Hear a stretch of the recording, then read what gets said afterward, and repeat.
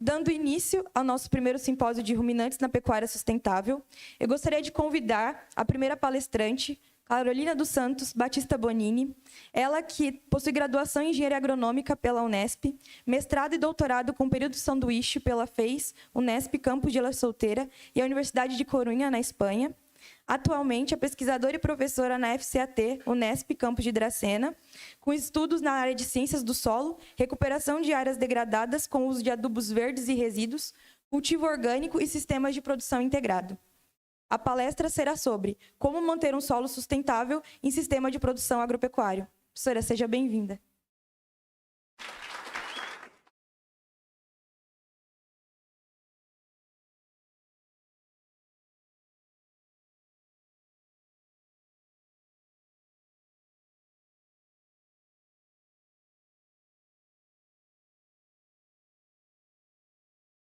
Bom dia a todos. Bom, a Beatriz fez a apresentação, né? Então acho que dispensa qualquer comentário. Eu sou prata da casa aqui, né? E é um orgulho muito grande ser a primeira palestra do evento. Eu fiquei muito feliz, né, com esse convite por parte do Eduardo, porque quando a gente fala da zootecnia, existe assim um certo receio ou uma timidez em relação ao solo.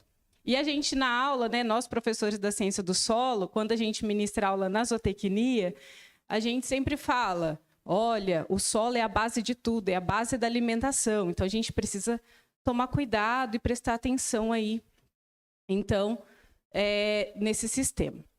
Muito bem. Quando eu cheguei, vamos voltar um pouquinho, né? Quando eu cheguei aqui em 2014, o mês que vem vai fazer 9 anos que eu estou aqui em Dracena, e eu sempre trabalhei em recuperação de solos. E aí eu falei, meu Deus, e agora? Estou chegando numa cidade, que é a minha cidade natal, conhecia já, né, Dracena, mas não tinha trabalhado com os solos aqui da região. E eu sempre trabalhei na recuperação de áreas degradadas por construção de usina. Aqui tem alguma usina perto? Não tem. Falei, e agora? O que eu vou fazer? E me apresentaram, o professor Gelsi, com todo cuidado, o professor Regis, me apresentaram áreas degradadas em pastagens. Falei, nossa, agora eu tenho serviço pra caramba, né? E se vocês colocarem lá no Google, né, e vai aparecer uma informação da Embrapa que a gente tem mais ou menos 160 milhões de hectares de áreas degradadas no Brasil. Sendo que mais ou menos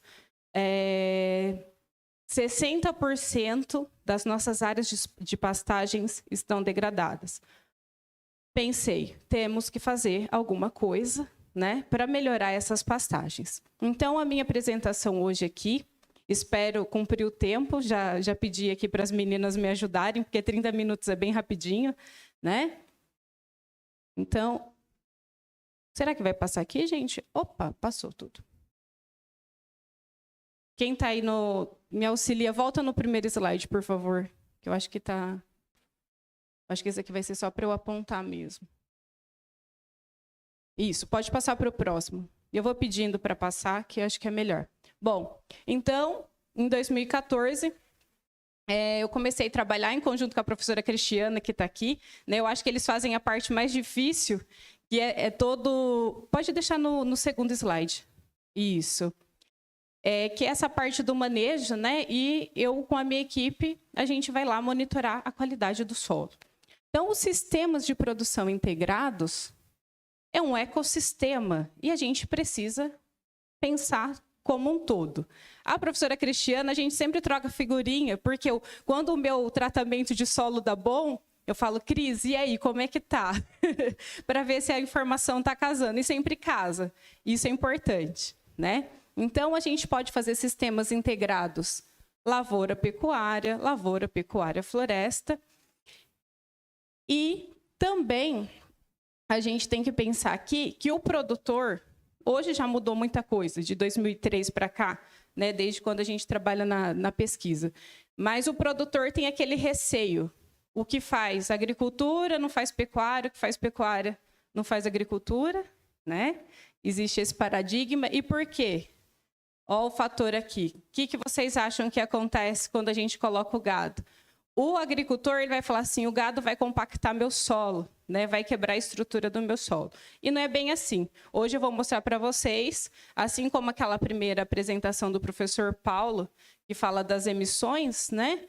A gente sabe que o gado não é tão vilão assim. Na verdade, ele é muito menos do que se espera no nível de compactação. Pode passar para o próximo, por favor? E, já desconfigurou, gente, olha só. Mas não tem problema, dá para ver. Em relação, então, às CIPAs, aos sistemas de produção integrados, a gente tem que pensar que hoje a gente tem um compromisso, né, com a Agenda 2030 de emissão de carbono zero.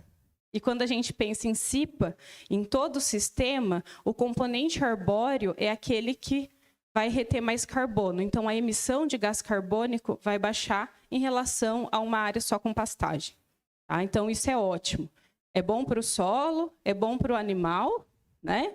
E é bom para a redução de emissão de gases carbono, de efeito estufa. Se a gente pegar lá no site da ONU, a gente vai ver os nossos compromissos, as ODS, né? Os Objetivos do Desenvolvimento Sustentável, e a gente tem um compromisso lá com 3, 4. Né? Olha como o nosso setor é importante.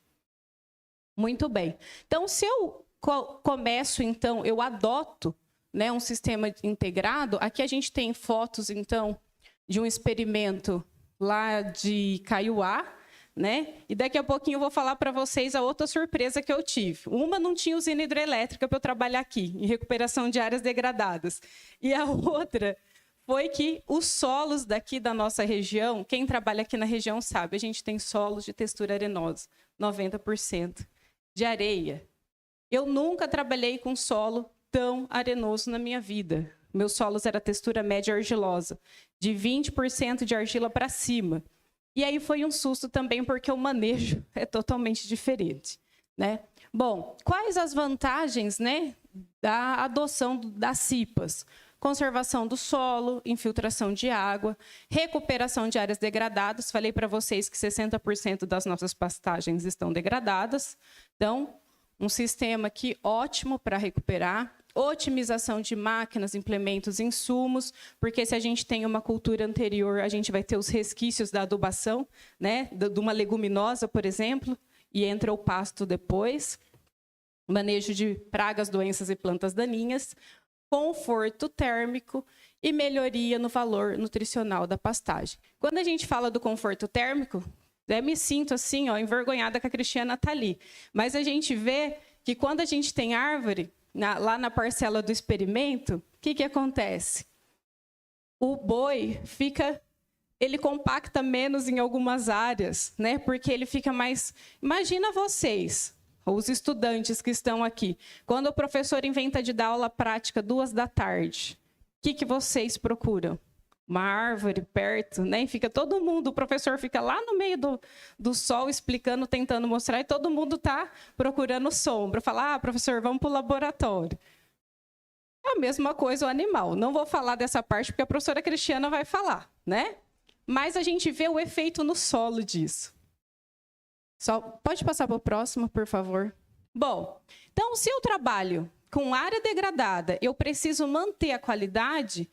A principal característica física, né, de trabalho é a compactação. Eu preciso medir a compactação. Então, se vocês olharem só essa primeira parte aqui, eu tenho um solo compactado, que é aquele solo sem estrutura, que eu vou ter mais massa no mesmo volume. O que acontece com o sistema radicular dele aqui? Pequenininho, consequentemente, a parte aérea também menor. Explorou menos volume de solo, vai ter menos água disponível. Aqui a gente tem a parte aérea, que é o que a gente gosta de ver, né? Que é o mais fácil, o mais prático, menor. Quando eu tenho um solo não compactado, olha o volume de raiz dessa planta. Então, eu vou ter uma parte aérea melhor, consequentemente, o que é isso daqui? Comida para o meu boi, né? Então, eu tenho maior produção em uma menor área. Exploração de um volume de solo muito maior. Muito bem.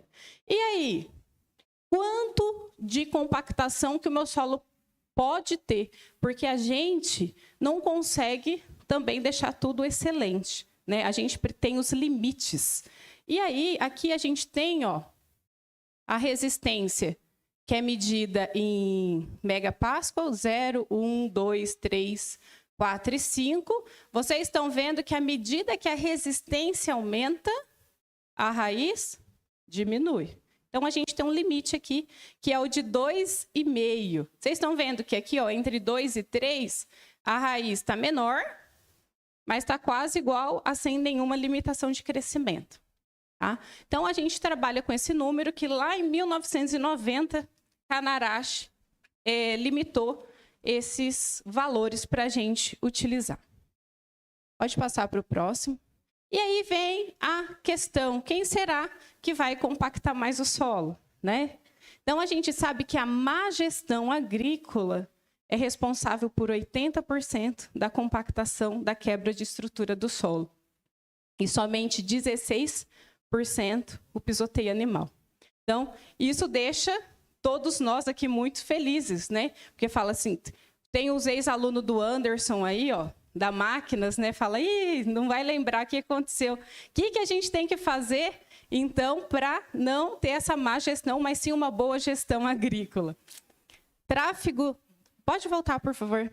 O tráfego desses maquinários, a umidade do solo, que eu bato pra caramba lá na disciplina de solos com vocês, né? Eu falo, gente, quando o solo está perto do ponto de friabilidade, esse é o ponto ideal para entrar com a máquina agrícola, para a gente não ter quebra da estrutura, nem muito torrão, nem solo pulverizado. E aqui, quando a gente pensa, né, no bom manejo, né, para o pisoteio animal não interferir nem nesses 16%, a gente tem que lembrar da capacidade de suporte. O que é a capacidade de suporte? O que aquela área consegue produzir num X, nem preciso falar para vocês, é rezar missa para o vigário, né?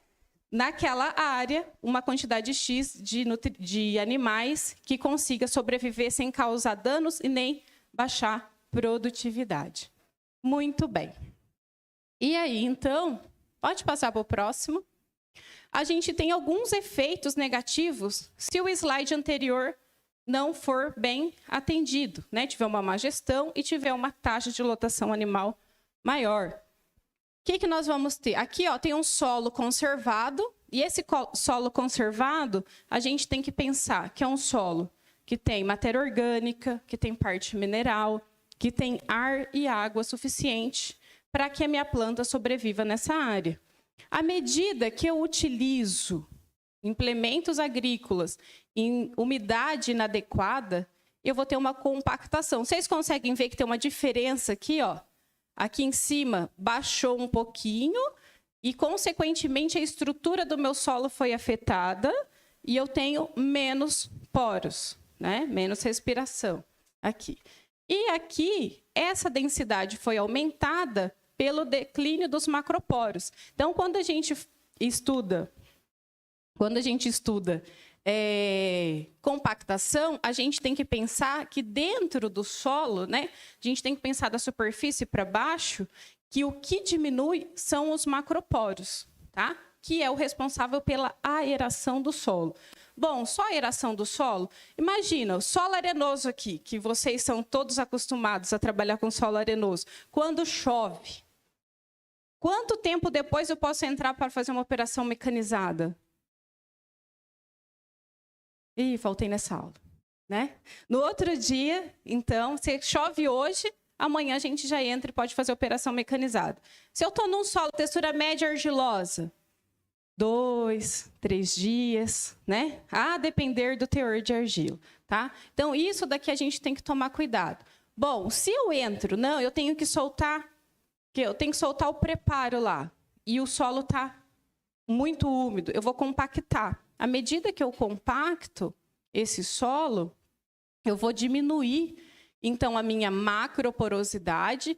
E olha a superfície sem cobertura. Por isso que o professor Paulo lá comentou da pastagem. A pastagem é ótimo, gente, porque ela vai diminuir ela vai diminuir o impacto da água da chuva aqui. Agora, imagine um solo descoberto, selamento superficial, e se tem esse selamento superficial, a gente não vai ter emergência de plântulas aqui, ou vai ter uma dificuldade, né, de emergência de plântulas.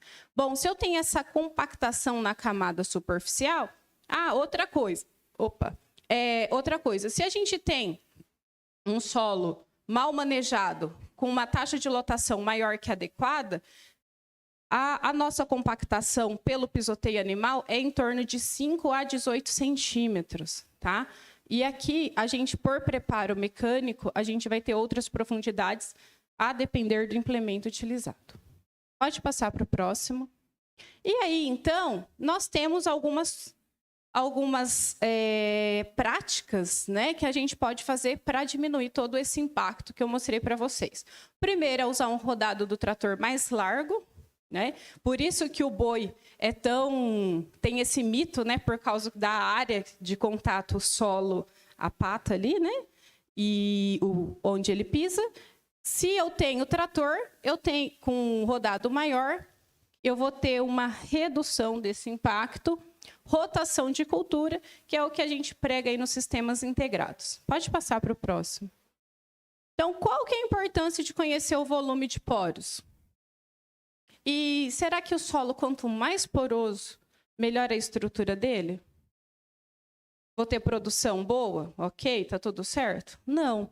Quando a gente pensa em solo arenoso, nós estamos falando de um solo que o arranjamento dele é totalmente diferente de um solo de partículas menores. E com isso, então, eu vou ter uma quantidade de macroporos muito grande. Esses macroporos permitem a aeração do solo, mas não retenção de água. Todo mundo trabalha com área irrigada aqui? Não. Então, a gente precisa ter reservatório de água natural. A gente precisa ter microporo do solo, né? Com isso, então, a gente conhecendo, né, esse volume de poros, nós vamos, então,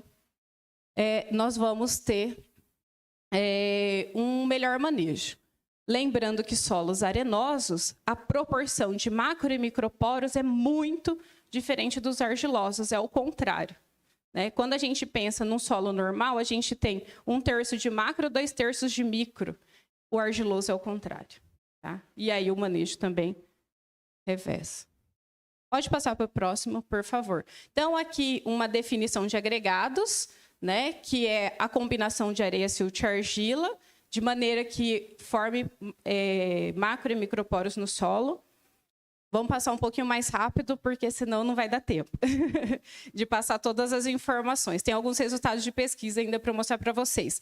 Aqui, mostrando uma área descoberta, o impacto da água da chuva, e esse salpico aqui do solo, né, que vai esboroar o agregado. E essa daqui é de uma fotinha da Universidade Politécnica de Valência. O gotejamento faz com que as partículas maiores, né, se distanciam das menores. Então, isso é o que acontece no solo descoberto. Pastagem tem esse problema?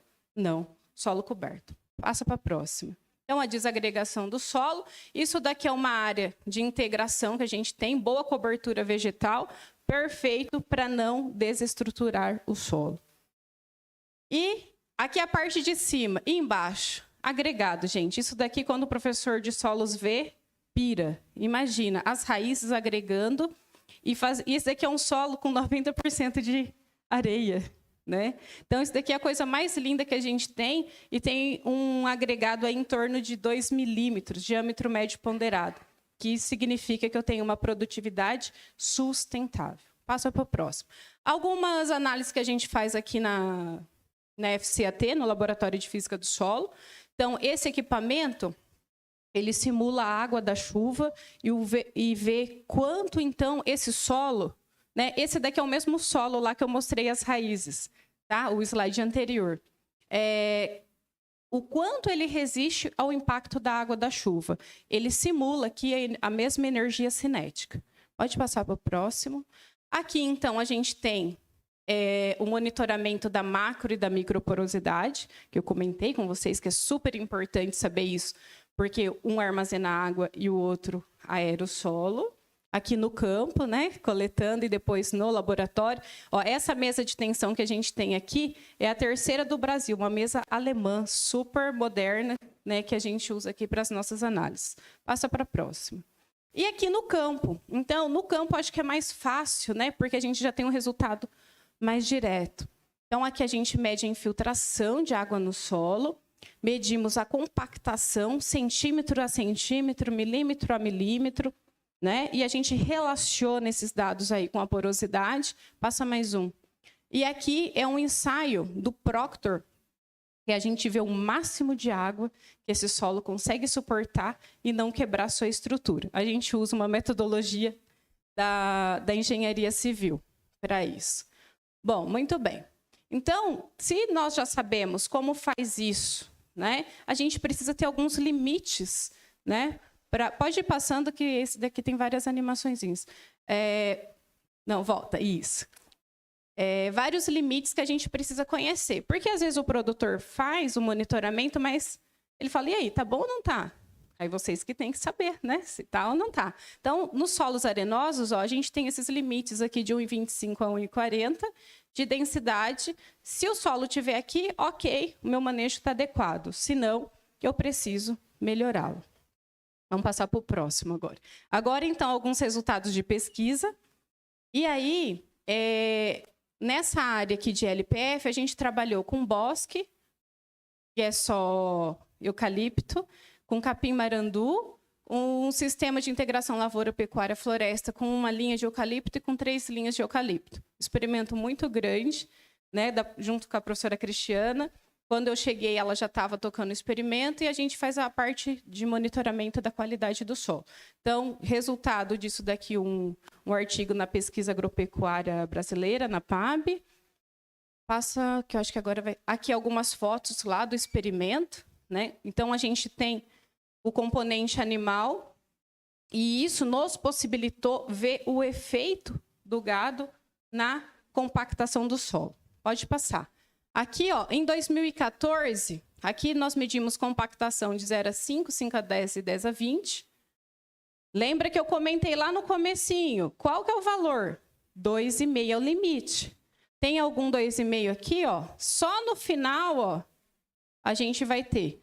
Lembrando que isso daqui é uma área que está em processo de recuperação, porque a qualidade ainda não está legal, tá? Passa para o próximo.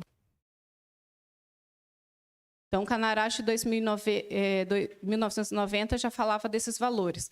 Agora, gente, ó, 2016, nós somos persistentes, continuamos lá nessa área. Vamos ver se melhorou ou piorou. Tudo adequado, né? Da superfície para cima, a Cristiana tomando conta, tudo certinho. O que aconteceu com a resistência aqui, ó? Cadê aquele 2 que estava aqui? Sumiu. Sistema radicular ajudou na estruturação do solo e nós melhoramos a qualidade desse solo com pastejo adequado, com taxa de lotação adequada.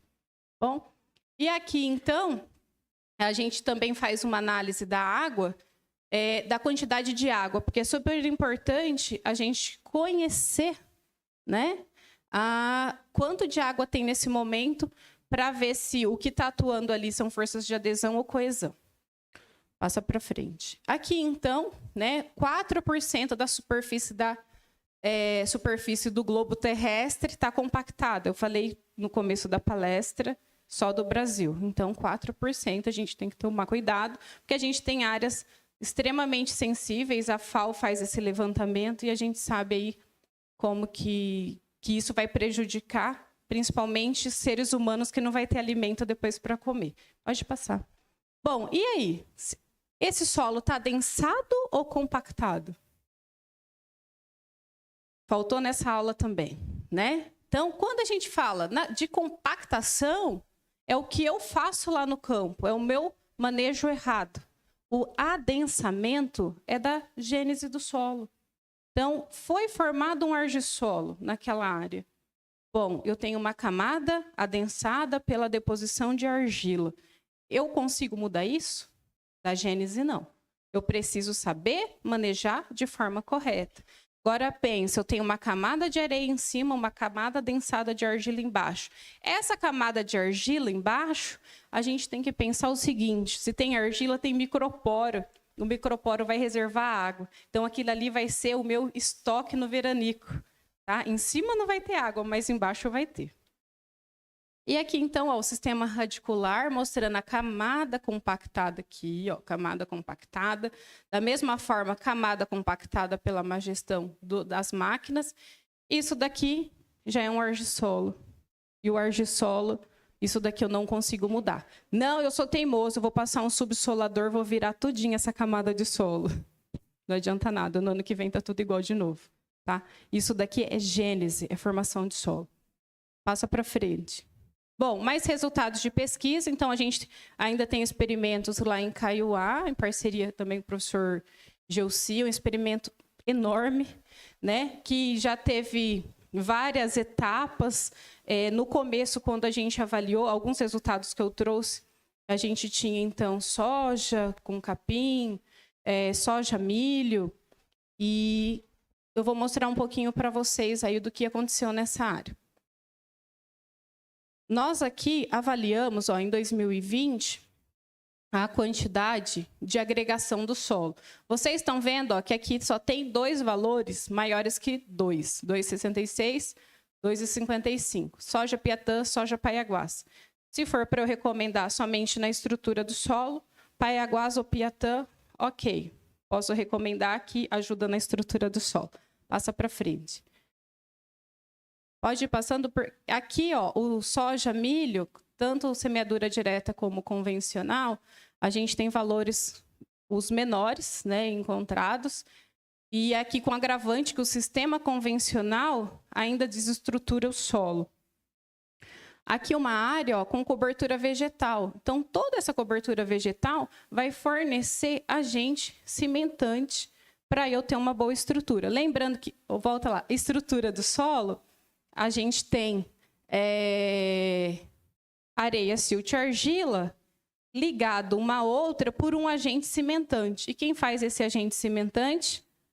Possivelmente, então, os carbonos aqui dessa cobertura vegetal ciclada, né? Não tão rapidinho, que a gente tem os persistentes e também os transitórios. Passando, então... Aqui a gente tem 3 exemplos. Um solo compactado, ó, que tem até a marca do corte, né, da coleta. Um solo com uma estrutura adequada. E um solo desestruturado, que a gente não tem aqui uma uniformidade. Isso daqui é uma tecnologia que a Embrapa lançou alguns anos atrás, que se chama DRESS, que é algo que vocês podem fazer no campo, numa visita, né, simplesmente com uma bandeja mesmo, essas bandejas brancas, uma reguinha e uma mão habilidosa. Tá? E com isso, então, vocês conseguem separar o que é uma boa estrutura, o que é um solo compactado, um solo degradado. Passa para frente, pode passar. E aí, essa estruturação vai facilitar a infiltração de água. Mas sempre tendo em mente, pode ir passando porque isso, tendo em mente que se eu tenho uma boa infiltração de água, nem sempre eu vou ter uma boa retenção. Volta, aqui ó, eu tenho uma área de pasto e aqui do lado o plantio de semeadura convencional. Então, aqui eu tenho uma superfície menos coberta e isso vai dificultar meu manejo. Passa para frente, mais uma. E aqui, então, a gente relacionou um pouquinho dessa porosidade com a densidade ou compactação do solo. Pode ir passando que vai ter uma tabelinha. E aqui mostrando esses valores, né, de densidade do solo, que são valores altos. Se vocês lembrarem lá de um slide lá no meio da apresentação, a gente tem que estar em torno de 1,25 a 1,40. Tá? Isso daqui foi 2020. Esse ano a gente vai fazer de novo esse monitoramento e ver como o sistema radicular está funcionando e se a gente vai ter melhora ou manutenção desses dados. Tá? Pode passar. Aqui, então, falando da porosidade total do solo, que para a gente, estando em torno de 30%, ok, mas a gente precisa conhecer essa distribuição desses poros. 30% do quê? Está aerando? Está retendo água? Não sei. né? Então, por isso que a gente faz essa caracterização de macro e microporos. Pode passar que vai ter um gráficozinho aí ainda. Aqui, então, a gente tem uma boa relação, o quanto de poro tem e a densidade, o quanto de massa por volume, né? Então, isso aqui é resultado de um TCC lá de 2020, que foi financiado pela FAPESP. Pode passar que essa tabela é a mesma. Bom, e aí, então, a infiltração de água no solo, a gente tem valores aqui, ó, centímetros de água por hora, que o solo consegue. A gente tem solo arenoso aqui. Então, mais ou menos, a gente tem um valor de 110, é o nosso limite. Tá? Todos estão dentro do limite aqui. Então, se tiver uma chuva torrencial, ok, meu solo arenoso, ele não vai ter carregamento de partículas, né, por essa água, porque toda a água vai infiltrar até 110. Só que a gente pensa aqui, ó, em todos os tratamentos, né, de integração, soja, milho no sistema convencional. Por que o soja, milho convencional foi maior que os outros? A gente está construindo um perfil de solo ainda. Isso daqui, eu tive o preparo, uma aeração. Quem que é responsável pela aeração do solo? Macroporos. Se eu revolver o solo de maneira adequada, eu vou ter uma maior infiltração. Mas não significa que eu vou ter retenção e sustentabilidade do sistema. Pode passar para a próxima. Aqui, então, passa mais... Isso. Aqui, então, esse daqui, né, é só para ficar gravado. Meu marido não gosta que eu mostro essa. Não sei por quê, né? A gente tem o sistema de plantio direto com cobertura e um sistema de plantio convencional. E aí, vocês acham que o pasto é qual? Pode passar mais uma que vai ter a fotinha. Olha a cobertura proporcionada pelo Piatã, safra 2021. O que protege mais o solo? Uma área de plantio convencional ou uma pastagem bem manejada? Né? Não preciso nem responder. Passando, então, só para falar que eu não falei da fertilidade do solo, porque eu sou professora da parte física, e aí vocês vão falar assim, ela puxou sardinha só para o lado dela, né? O professor Regis não está aqui, então eu vou falar só um slide rapidinho, tomara que ele não esteja acompanhando online aí. E aí, então, aqui daquele mesmo experimento de Kaiowá, né, a gente faz o monitoramento, pode colocar, mas tem a tabelinha lá em cima, vai aparecer, calma aí. Aí depois eu já explico para vocês. Isso, ó. Então, aqui a gente tem a caracterização inicial em 2015 e aqui a fertilidade do solo em 2020. Só quero que vocês olhem 2 atributos aqui. Matéria orgânica, ó, matéria orgânica. Aumentou ou não aumentou? Aumentou, né? E o potássio aqui e aqui. Aumentou. A área bem manejada, a fertilidade a gente leva com o pé nas costas. Física do solo, a gente precisa trabalhar e trabalhar duro para conseguir mudar. 5, 10 anos para conseguir uma melhora da estrutura. Passa para frente. E aqui, então, o último resultado de pesquisa que a gente tem, né, nós fizemos uma comparação aí, acho que foi 2022, né? E nós estudamos vários atributos, tanto físico quanto químico, e aqueles sistemas que eu mostrei para vocês, integração lavoura-pecuária-floresta, de uma linha de eucalipto e 3 linhas de eucalipto. E a gente viu aqui, com o passar do tempo, o componente pasto foi muito mais influenciador das características do solo do que o componente arbóreo.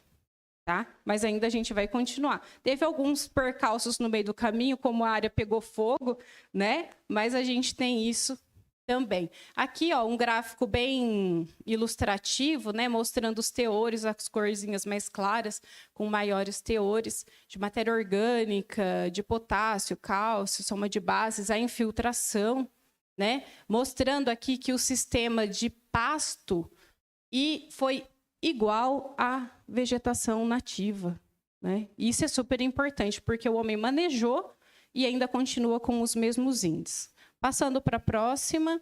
Aqui, então, a gente fez uma comparação a 2020, 2022. Vocês conseguem enxergar aí, né? Mas aqui em cima, ó, em 2020, a gente tinha a vegetação nativa, né? Com uma boa quantidade de agregação, uma boa infiltração, uma boa floculação, que é o arranjamento dessas partículas. E, no sentido contrário, só o eucalipto aqui não tinha essas características, né? E aqui o que teve mais foi o índice dos agregados e a compactação do solo. Isso foi 2020. Quando eu cheguei em 2022, os meus sistemas integrados foram para a parte superior do gráfico, mostrando aí, então, uma melhoria dessa qualidade, tanto floculação, alguns íons, né? Matéria orgânica, por exemplo. E, para finalizar, opa, volta lá, só para eu comentar disso daqui. Então, aqui, correlação de Pearson, a gente viu que os atributos, eles se conversam. Então, não adianta eu só ir lá no campo fazer a compactação e falar, nossa, está péssima essa área, ou está muito boa. Eu preciso ter correlação, matéria orgânica, agregação, infiltração, tudo mais. Pode passar. Ah, depois tem o QR Code ali, ó, quem quiser depois pegar o artigo, ler na íntegra, né? E aqui, então, algumas pesquisas que estão em andamento. Então, a gente trabalha com fracionamento da matéria orgânica. E esse fracionamento da matéria orgânica, eu quero saber onde essa matéria orgânica está armazenada dentro do agregado de solo e o quão persistente é essa matéria orgânica na sustentabilidade do meu sistema. Tá? Então, o índice de estabilidade e as pseudoargilas, né? Porque quando a gente trabalha com solo arenoso, a gente sabe que solos com areia muito fina faz papel de argila, né? Isso até assusta. Os professores antigos de pedologia até assusta quando a gente fala nisso. Mas a gente tem percebido, solos arenosos com areia fina têm papel de argila. Tá? Não na fertilidade, mas na física do solo principalmente. Vamos para o último, então. Não, pode deixar no último. Então, aqui, né, eu deixo meus agradecimentos. Por que a gente trabalha tanto? Os meus orientados que estão aqui sabem que é pesado pra caramba, gente. Mostrar só o slide aqui tá lindo, maravilhoso. Mas lá no campo, coletar solo até 40 centímetros no sol quente e depois o laboratório não é fácil, né? Por que a gente faz isso? Esse daqui, ó, são minhas duas melhores produções. João Manuel, Luiz Maurício. E a gente quer deixar o mundo melhor para eles. Aqui meus contatos, e-mail, currículo Lattes, redes sociais. Quem tiver interesse, alguma sugestão, alguma inquietude, depois a gente vai conversar um pouquinho mais na roda de conversa. Muito obrigada.